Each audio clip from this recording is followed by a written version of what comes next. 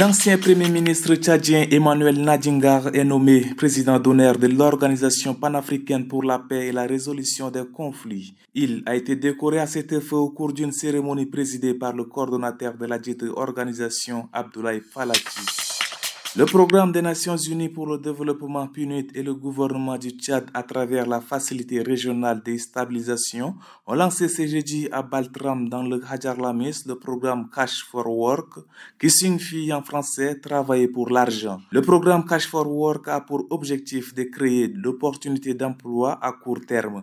Pendant 10 jours dans chaque localité, un total de 1200 bénéficiaires seront sélectionnés dans des localités. Ces bénéficiaires profiteront de cette occasion pour nettoyer les infrastructures publiques et leurs communautés et dans un esprit de respect de l'environnement, planter des arbres afin de promouvoir une société verte tout en gagnant une allocation de 50 000 francs CFA. L'ambassadrice américaine Linda Thomas Greenfield, représentante des États-Unis auprès des Nations Unies, a tenu une conférence de presse à l'ambassade des États-Unis d'Amérique au Tchad ce jeudi. Dans son discours, l'ambassadrice a dressé un tableau alarmant de la situation des réfugiés soudanais dans l'est du Tchad. Elle a évoqué les difficultés éprouvées par la majorité de ces réfugiés avant de traverser la frontière tchadienne, mentionnant notamment les tueries, les brûlures infligées aux hommes et les abus sexuels subis. Elle a souligné que de nombreux réfugiés souffraient de traumatismes insupportables des deux côtés de la frontière et a plaidé en faveur de la justice et de l'égalité pour ces personnes.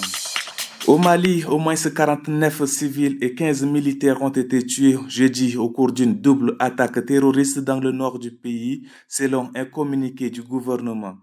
Revendiquées par le groupe de soutien à l'islam et aux musulmans, ces attaques ont visé d'une part les passagers du bateau Tombouctou de la compagnie malienne de navigation et d'autre part une position de l'armée malienne à Bamba dans la région de Gao, a-t-il précisé. Le gouvernement a ajouté qu'une riposte aérienne avait permis de neutraliser une cinquantaine de terroristes, assurant que des dispositions avaient été prises pour évacuer tous les passagers, les blessés et sécuriser les lieux qui font l'objet de ratissage et de surveillance.